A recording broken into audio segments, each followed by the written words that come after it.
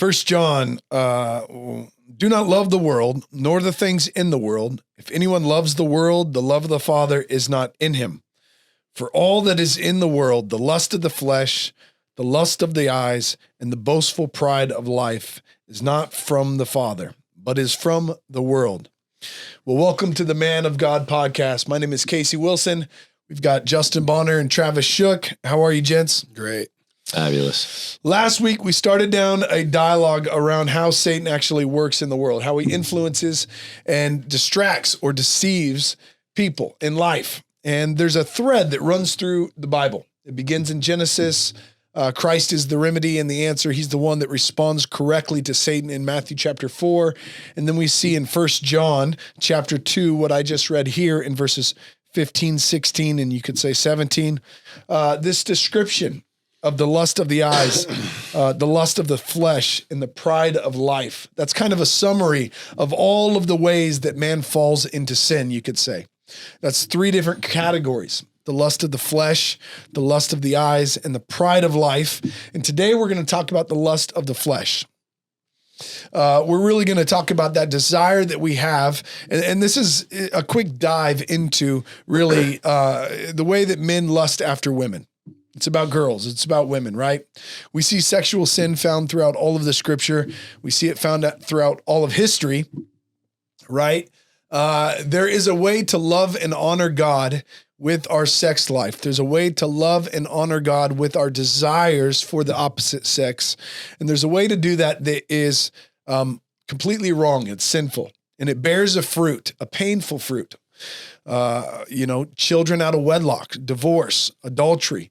It bears a fruit that goes against what God has for us. It does not, it's not in step with God's covenant. It's not a picture of God's will for marriage. It's not a picture of what he has in the oneness of man and woman.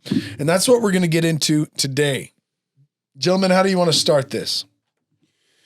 I mean, I think acknowledging the reality of this being a common thing, right? Like, I think there's enough statistics out now to show you that if this is something that you struggle with, you're definitely not alone, right? You are, right? You're actually pretty alone if you don't struggle with this, right? Like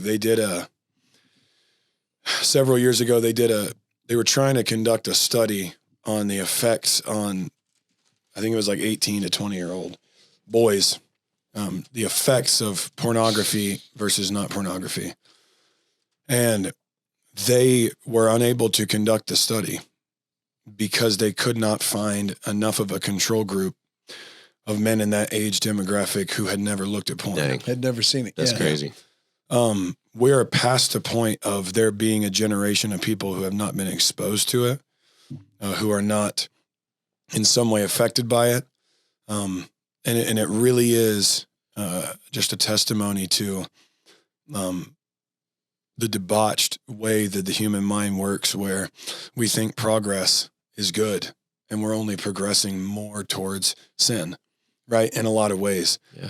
When you abandon Christ, the only progress you make is towards sin, is towards godlessness. Depravity, yeah. Depravity, and so we just want to, in this podcast, acknowledge the reality of it, but also give remedy to it practically.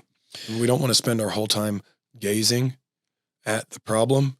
We want to glance at the problem through the lens of the scriptures and then gaze at the solution. That's good. Right? Like for every one look you take at yourself and your sin, you should take 10 looks at Christ. That's what Robert Murray McShane said. And I think that's our goal today. This is unique because in many ways, outside of Christ and the Holy Spirit, a good wife is probably the next best thing that a man receives as a gift from God. Is that fair? Amen. Absolutely. It's the closest thing to that Covenant relationship. Yeah, that picture of marriage and the love that Christ has for the church, that oneness, that parable that we see in that. And so the fruit in marriage that a man has with his wife is something that we're supposed to enjoy. It's something that we're supposed to delight in. It's something that we're supposed to look forward to. I mean, that kind of intimacy at home. And it doesn't have to just be sexual. It can be the look of your wife, the way that she speaks to you, the way that she communicates to you, the words that she shares only with you, the way that she loves you, the way that she's kind and sweet and long-suffering with your shortcomings, all of those things, that kind of affection that should be stirred up in a marriage. There is a way to receive all of that outside of marriage, and it looks similar, and it's not the same fruit. Yeah. Fair? Yeah, and one of the things you have to realize, man, and I'm assuming that most of the people who are listening to this are either dating or married. Yeah. And you have to understand that every woman you've ever seen naked and every woman you've ever seen through pornography, and especially every woman that you have ever had sex with besides your wife, comes with you into your marriage. They come with you. And that's... Can you flesh that out? Yeah. What do you mean by that? Because physically, no, they're not in bed with you. No. So what do you mean? So there is something very deep and intimate about the reality of what God says happens in marriage, right? That when the two become one, that there really is something there that happens when sexual intercourse happens. I believe you can get dangerously close to that same thing through masturbating, through looking at porn, because you're envisioning what is happening there is what's happening with you. And if Paul says in Romans or 1 Corinthians, you can actually sin by going against your conscience if you're convinced that something is sin, even if it's not sin. He says in 1 Corinthians, you can actually sin against your conscience by eating meat that's defiled if you're convinced it's sin, Yes. even if it's not. Yes. So you can sin sexually by the mind being convinced in that moment physically when you're masturbating that you and that girl are the ones having sex, not her and that man. And so many of us are so afraid. Well, I don't want to say afraid. So many of us are so proud that we're not David because we've only ever struggled with porn. Yeah. But do you understand that if you looked at porn for a long time, you're more like Solomon than you are like David? David slipped up one time and committed adultery, but Solomon had thousands of concubines. And think about the catalog of women that you have mentally pictured yourself having sex with through watching pornography. And you're connected with all of them. You're connected in a way that you are meant to be connected with one woman. Yeah. So now you carry that into your marriage, and now everything you got out of that is now the expectation placed upon your wife, is now the drive that you see in those videos. That's the drive that your wife is supposed to have. The way that, I mean, my gosh, you look at porn enough, you expect that when you come home with a frozen pizza, she's supposed to jump on you and start hooking up with you, because that's what they do in the pornos. The pizza delivery guy gets laid more than anyone, right? But the reality is that your mind becomes so warped and so skewed that you bring them into your marriage with you, right? Whereas, thank God for the men who they can say, someone asked a man, well, how do you know she's any good in bed if you never had sex with anyone else? And he said, how do I know if she's not? Yeah. She's the only one I've ever been with. And there's a reality where you bring that into your marriage, and we don't think about the damage that's done by that. We need to give thought to the ramifications of what we've seen, but then also take heart and have hope in how it can be fixed. So when you say you bring that into your bed, you mean expectations, even emotions or feelings? Yeah, like coldness. Like it's transactional whenever you're looking at porn and you start to deal with your wife that way. You're rude, you're short. There's no intimacy. You become cold. Yeah, yes, there's no love. There's no oneness there. It's just exchange, currency exchange. Well, the way that men are wired, like I heard it said, men are like microwaves and women are like crock pots. Yep. You turn on the crock pot at 7 a.m. and it's ready at 6 p.m. You microwave a bag of popcorn and it's done in 3.5 minutes. Yep. You know what I mean? Guys are instant gratification minded, right? That's why we're called to love our wives. That's a long-term thing. It's not an immediate thing. And for guys, pornography plays directly into the way that we're wired, that God is trying to change us out of, right? And so I can just run to the bathroom, do my thing, and then I come back and I can go back to real life, right? Even that picture, what you just described, in God's economy, where a woman is created that way and a man's created that way, in order to get to a place of intimacy, with your wife, there's an exchange of love that takes place over a course of time, right?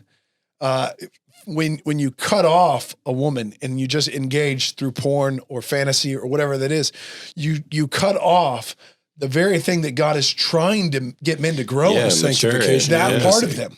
You don't hear the way that girl you're masturbating to eats chips and chews her food that actually annoys you. Well, but I don't. But like that whole, the whole experience of human interaction that's meant to happen in marriage doesn't happen in that way. Well, I don't have to love that image that I'm fantasizing about at all. Yeah, you only have to love that do aspect anything of for it. that person.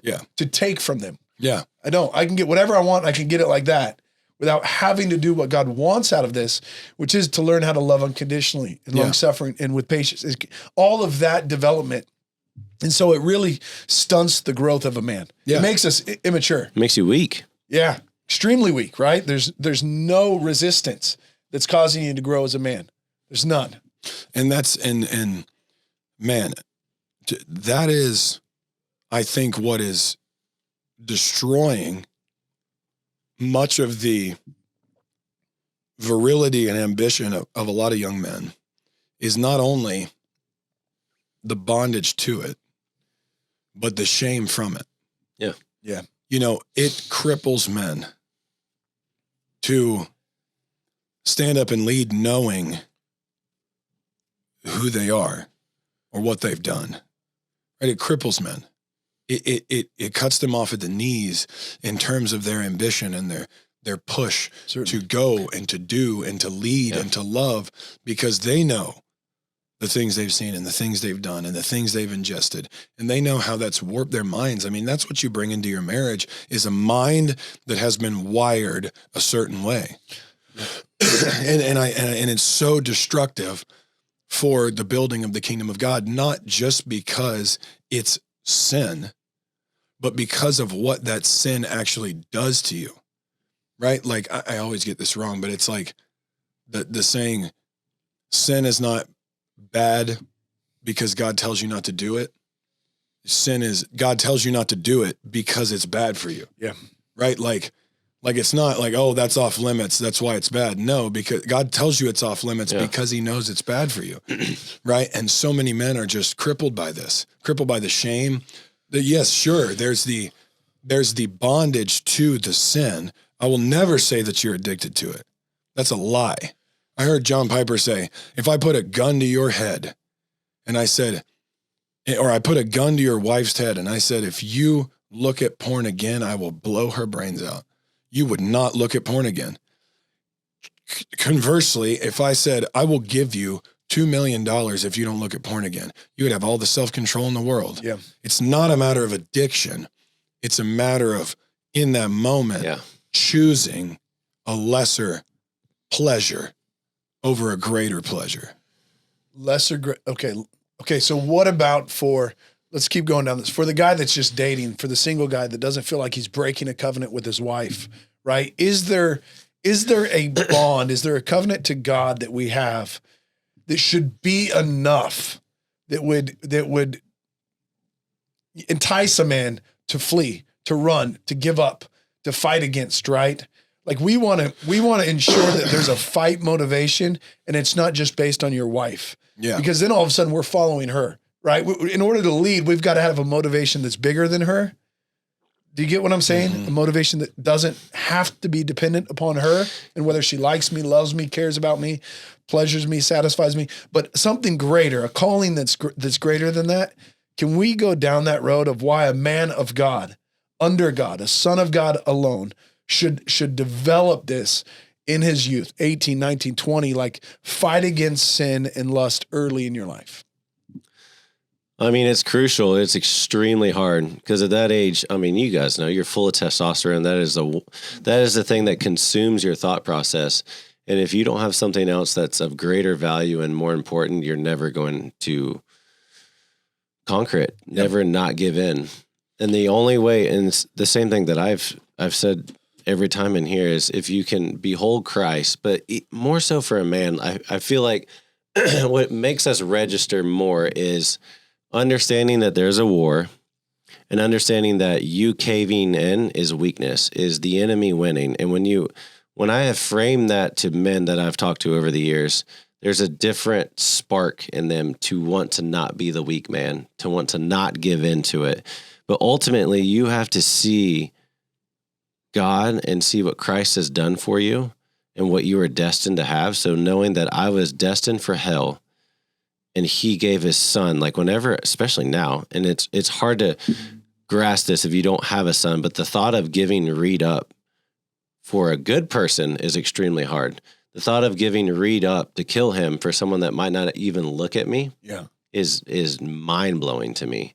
And knowing that God did that for me with Christ, and Christ willingly went and did it for me, the honor and respect that he is due, like that helps compel me to do this impossible feat, right? That helps compel me that something is greater, and he has sacrificed everything because of his love for me. And if he's telling me don't do this, and I at least know now from all the studies out there of how awful it is for me, myself, how awful it is for my wife and for my kids.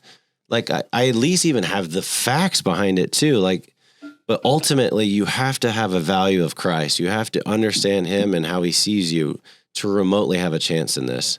And then, I mean, you can kind of rationalize after that, but outside of that, like at that age, it is crucial to find Christ because you're not going to conquer it. I mean, the wisest man in the Bible wrote 3 chapters just on adultery. Like warnings, very practical warnings. And it's like, if you're tempted with that, or you're struggling with that, which is like Justin said, completely normal. Like, don't feel like you're alone on an island. You've got to get with brothers who understand it. You've got to spend time with God, and you have to be open with them and transparent with them and let them be like, hey, I did this, read this. Don't go near this. Don't even go that way. Because what's different, I want to say what's different now, but Ecclesiastes says there's nothing new under the sun. But like, I feel like in the past, you had to go look for this stuff, right? Like you had to go buy a magazine, or you had to rent a movie, or you had to like go somewhere you shouldn't have in town. Now you can be looking at Facebook Marketplace, looking at a dirt bike for my boy, and there's an ad or something pops up. I'm like, what the heck is this? Like, you don't even have to go look for it. Like it is being sold. It's looking for you and placed in your face. So you almost have to, like we've talked about a few episodes ago now, the full boundaries. Like I know in my head, like if I want to look at certain things, like my time is limited on certain apps. If I'm looking for apps or looking on how to cut, like we had this giant pine tree fall, and I'm like, all right, how do I cut this at an angle so it doesn't hit the power line? And I'm researching, and things are popping up that I'm not looking for. So now I'm like, okay, I'm not going and looking for it, but it's coming to me. So I'm just going to remove myself from this thing. Yep. So there's like young men, get around other guys. Like it is crucial, and have an extremely strong understanding of who God is in your life and how he sees you and loves you is your only shot. Yeah. That's my opinion. And for that single guy, lust is sin, even if you're not married. Yep. Lust is adultery when you are married in your heart. That's what Christ said. Well, you would even say, I mean, you could go further, right? I mean, the 10 Commandments, you do not covet your neighbor's wife, right? So even if you're single, you could still covet a woman that doesn't belong to you, right? So there's a form of sexual sin that can take place there. Well, just because you're not married doesn't mean it's not lust. Right. Yeah. Right. Like just because like, I don't know where else to apply that, but like, it's not neutral. Yeah. Right. It's a sin. Lust is a sin. regardless of whether or not you're married, there's actually more implications to it if you are married, right? Because now you're the head of that family. Yeah. And where you go, the family goes. And so every time you go in the bathroom and watch porn, you're taking your whole family in there with you, right? It's the same thing when you go to church, you take your whole family with you. When you go before the throne of God in prayer, you take your whole family with you. But when you go and you lust, you're taking your family to that place with you because you're the head. And you need to understand that as a young man, as a single man, even if you're not young and you're still single, what you're doing is you are filling up your harem of concubines that you're now, when you marry your wife, you say, hey, meet all these girls too, right? We're going to have to eat dinner with them too. They're going to be standing in the bedroom and watching us and critiquing what we do. Like that, for a single man, you don't realize that you're forming your mind for marriage. And you can form it positively or negatively. And positively is obedience to God. Like any woman you lust after, that's sin. That's not how you find a woman is that's the one I lusted the most after. Yeah. No, like it's still sin regardless. And you're in a sweet spot where God is able to purify you and sanctify you and change your mind and change your heart and renew your mind to where you can be a godly husband and you don't have to bring all that baggage into your marriage. Think about what that would do for your wife, that you don't have to bring in that laundry list of sins, how many times because of my wilder days am I having, my wife asked me a question about how I was before I met her. And I have to kind of blush and be like, let's just change the subject. You don't really want to know the answer to that question. And you can avoid all of that if you pursue God and you pursue purity. So when dealing with this for men, I mean, real practical, honest, like jump in and just practical application, help men start running and be victorious in this. I find that when it comes to discussing sin, if you talk to men about anger, there's an applied, we've all dealt with anger. We've all dealt with frustration. We've all dealt with jealousy. And we don't sit around and keep tabs on, hey, how many days have you gone, since the last time that you were angry? And you go back and this guy has this like great date, 10 years ago was the last moment of anger. Yeah, I'm anger free. But we do that when it comes to sin and pornography. We do that when it comes to lust. I think, guys, if you treat them like men and you just look them in the eyes and you say, gentlemen, we're going to fight today. I don't know how many days you've been fighting for. I don't know how many days of freedom you've had, but if you're running with us, we're running this direction. Yeah. And we're fighters. We put off, we put away, we fight, we communicate when we're in temptation or alone or when we're having bad days. Like if you train them in that way, they start to walk, they start to run, they start to because every man wants to be victorious. It's the shame that keeps him from realizing I'm actually numbered amongst other men that are also running in this battle already. And there's those things you need to do immediately when you're enslaved to something like that, right? The end of Romans 13 of put on the Lord Jesus Christ and make no provision for the flesh. Making no provision for the flesh is the short, easy battle. Put the stuff on your phone. Put the accountability software on your phone. Done. Make your wife one of your partners. Really done.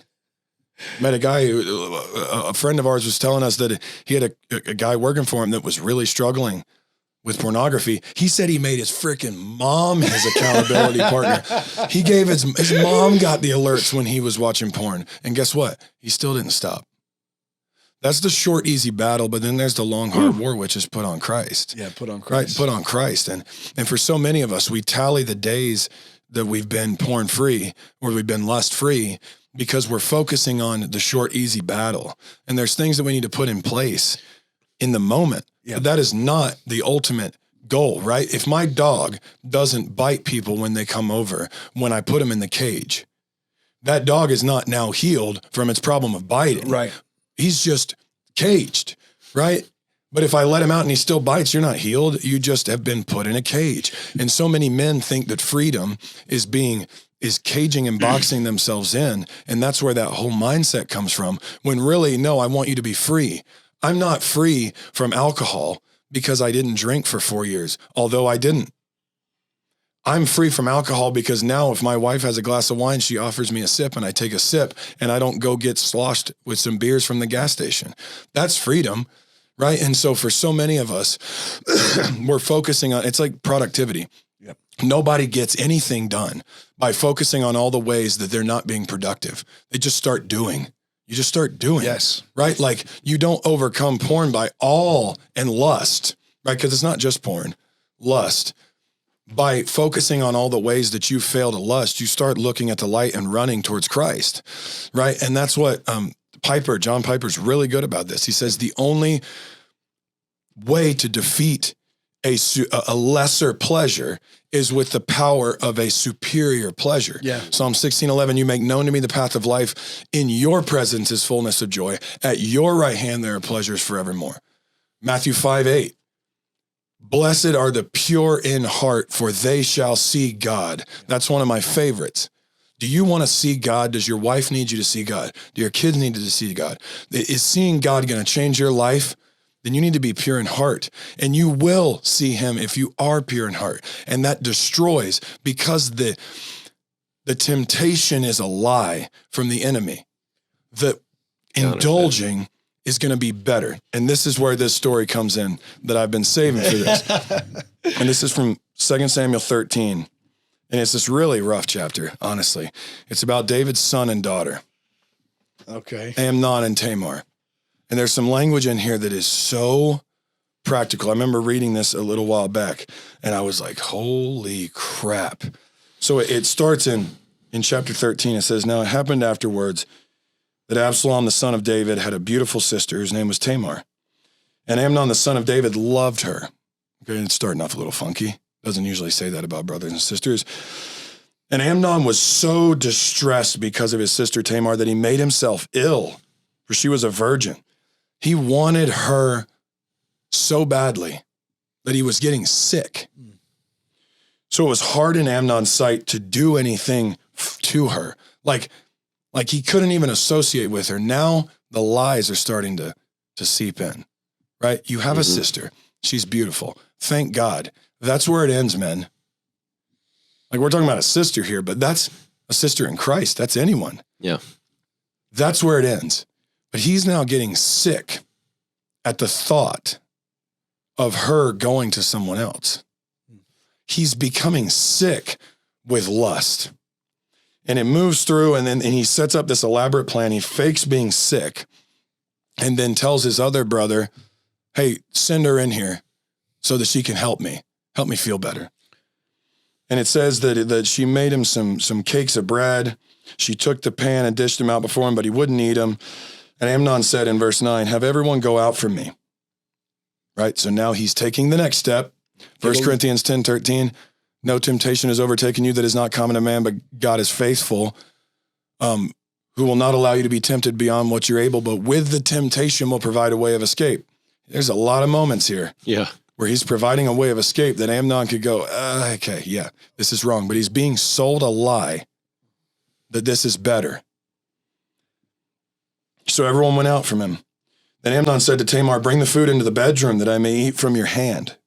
So Tamar took the cakes which she had made and brought them into the bedroom to her brother Amnon. Then she brought them near to him to eat, but he took hold of her and said to her, come lie with me, my sister. But she said to him, no, my brother, do not violate me, for such a thing is not done in Israel. Do not do this disgraceful thing. As for me, where could I get rid of my reproach? And as for you, you'll be like one of the wicked fools in Israel. So now please speak to the king, for he will not withhold me from you. She's like, don't do this. Just, you can probably marry me. Yeah. But he's so consumed with the lie that this is good for me. And that's how we are with porn. That's how we are with lust. We become so consumed with the lie that this is better, when it's a cheaper version of the way God has designed you. And these red flags are going off and he doesn't care. It says, but he was not willing to listen to her voice. Now he was stronger than she. So he violated her and lay with her. He raped his sister because he was so filled with this lust. But listen to this next line. And this is where lust gets you, men. This is the point I'm trying to make. Then Amnon hated her with a very great hatred, for the hatred with which he hated her was greater than the love with which he had loved her. That is the end of lust. is that you become so convinced by a lesser promise of pleasure that you are getting sick not having it. And when you have it, you hate it. And you hate yourself. Yeah. Way more than you loved it in the moment. Right? That is huge to understand. The lie of lust. That what I think that is going to do for me in the end actually kills me. Right? Like there's nothing more that a little kid wants to do when they look at a jug of antifreeze, but taste it. I mean, it looks like Kool-Aid, right? Like it looks like Kool-Aid. Never wanted to drink. No, me neither. I mean, dude, it's got a cool color. Just adjusting, It babe. looks like Kool-Aid. You know what I mean? Like they don't think, what is that? They think, oh, I want to taste that. They don't realize that that thing that they want to drink is actually the thing that's killing them. Yeah. Right? That I understand, yeah. For so many of us, like we fall prey to the lie of the enemy and the lie of our flesh that at the end of this thing, this fling with this woman, We'll be satisfied. I'll have what I want. Yeah. When I finally leave my wife for that woman who looks at me in a way that my wife doesn't look at me, I'll have what I need. Right? Judas, if I can just get 30 pieces more. I've already got the bag. I'm already stealing from it. If I can just get 30 pieces more. Where did that end? In a field with his bowels gushing out. Right? Like that is the end of it. If we don't understand the lie and counter it with the promise of a superior pleasure, like in your presence is fullness of joy. Yeah. Full. Can't get any fuller than full. Yeah. Pleasure's forever. You can't get any longer than forever. I think that's a key that maybe especially Christian men and fathers need to tap into more. We make the mistake of let's not talk about sex. Let's not talk about intimacy. Let's not talk about true love. Let's just not talk about it until one day when you get married. And then it's like we can have a conversation around it. Where when you look at the proverbial father, he takes time early on to teach on these things early on. Yeah. And if you teach on them early and you tell stories, the good and the bad, if you describe the pain points of walking away from God and chasing after this fruit, you can actually prepare a young man's heart, right? You can prepare their taste buds to desire the fruit that is good.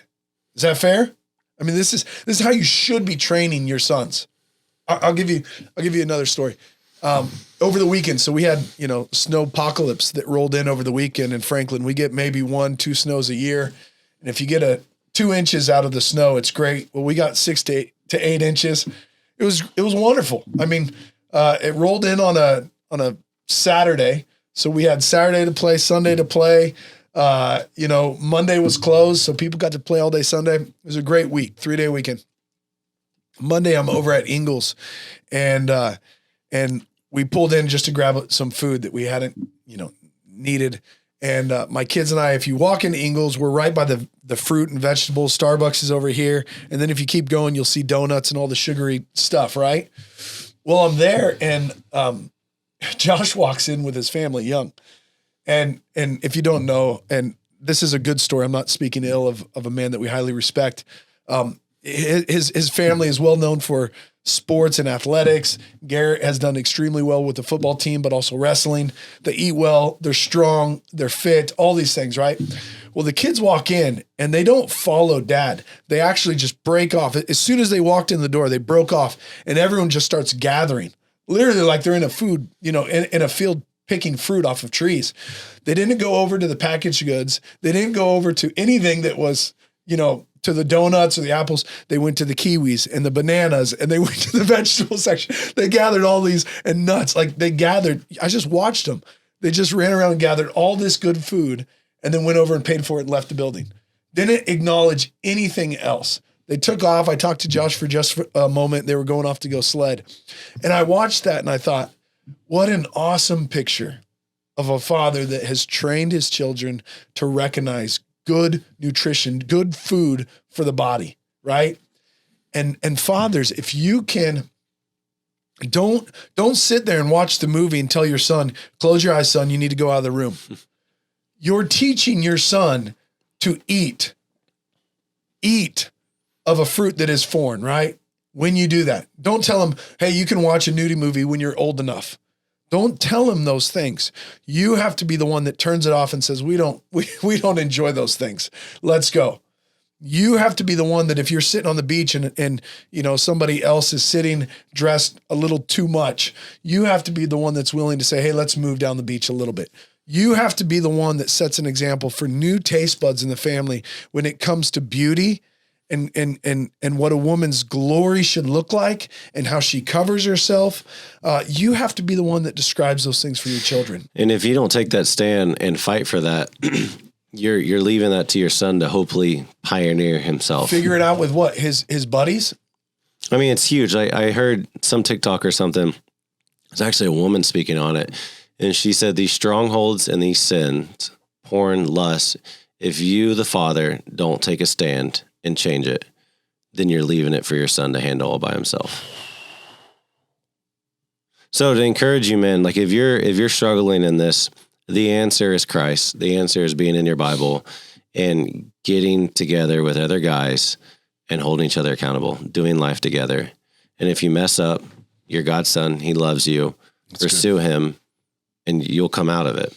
And then teach your son as you're learning, as you're growing, as you're maturing, show him Christ, the greater option, the greater gift that can take you out of any mess. Yeah.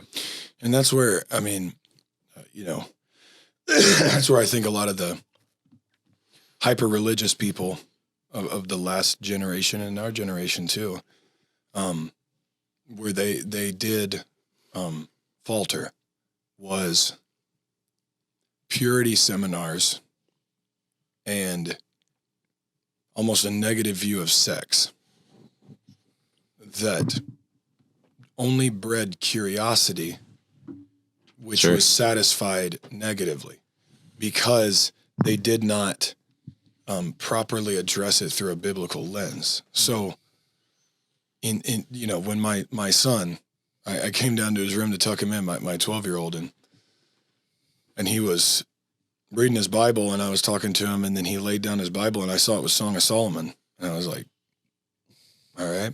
I said, what are you reading? He's like, I was just reading Song of Solomon. I said, yeah, how is it? And he was like, a lot of talk about breasts.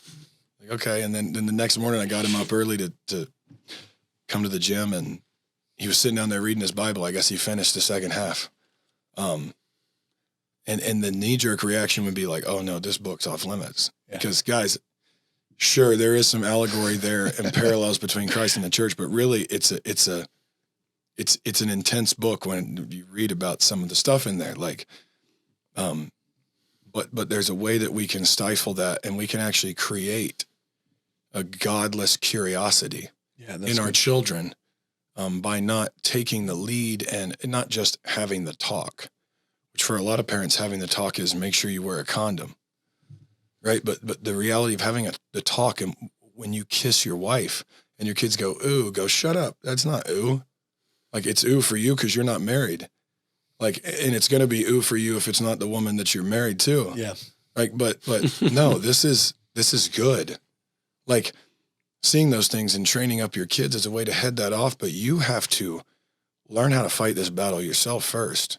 Right. Like, you have to, I'm not saying you don't start pouring into your kids, but you have to start fighting this battle. You have to start winning.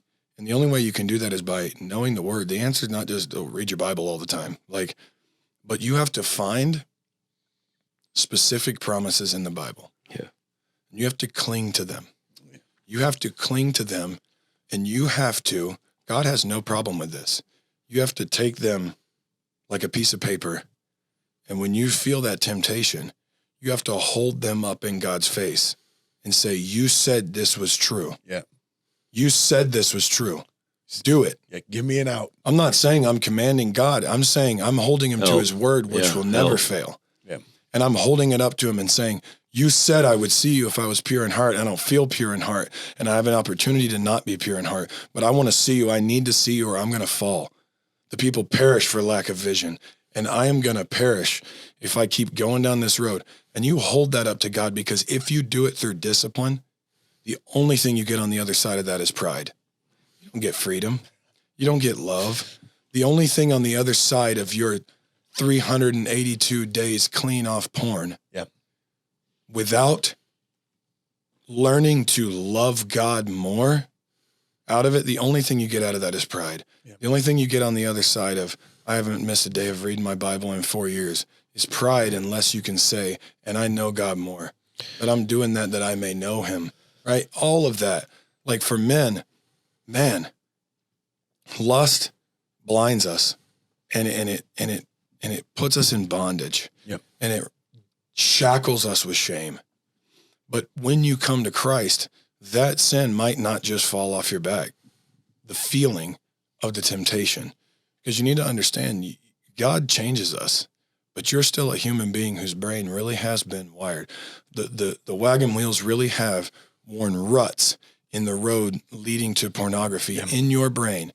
But thanks be to God that science has finally caught up to Romans 12:1-2. Yeah. That due to neuroplasticity, you can renew your mind, right? Your mind can be renewed, right? But it starts off slow. That's right. good. Like you walk down that same trail every day, you know what's going to happen. You get mad.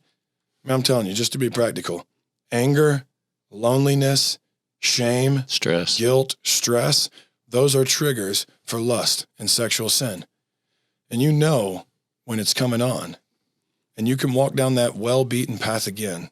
That was a bad pun. You can walk down that path again, right? Or you can stop and you can go, I'm not used to this, but I'm going to go this way. Yeah. And the trees will start to grow back. They'll start to grow back. And eventually you'll be walking by and you'll see that path and go, I used to walk down that a lot. Yeah, that's good. Huh. I don't even like to go that way anymore. There's thorns. That's good. There's briars, and you can walk the other direction. But man, you have to begin by knowing that there is superior joy and pleasure and life found on the other side of obedience in those small moments. Yeah. That's the only thing that will deliver you from it in the long run. That's good. And if you mess up, just go back to him. Yeah. No condemnation. Go back to him and do it again. Go back to him, do it again. Yeah. In many ways, and don't twist my words on this. In many ways, one of the greatest gifts that God has given to us on this side of heaven is this reality that the lust of the flesh, the lust of the eyes, and the pride of life is ongoing and constant in our lives, that it's not going away. These aren't things that you can just wish them away, but that every day God is using them to sanctify you. It becomes a great gift. If you can grab a hold of this can be the very thing. If you can understand that God has a purpose in all of this, and you can walk through it to the point that when you encounter other women that aren't your wife, that are beautiful, that God trains your mind and corrects your mind to where you see them as a sister, or you see them the way that God sees them. And then all of a sudden you start living a life that is aligned with him relationally as you encounter the world around you, right? This can be the very thing that causes you to grow into the image of Christ. And all of these, when we talk about sex, when we talk about power, when we talk about money, all three of those, girls, glory, and gold, all three of those become a means to us becoming more and more like Christ. Gentlemen, grab a hold of this. If you need to reach out. We're an email away. We want to see you walk victoriously. We want to see you follow after Christ, especially when it comes to your mind, your heart, and what God has for you in regards to women. So be victorious, men. Follow after him.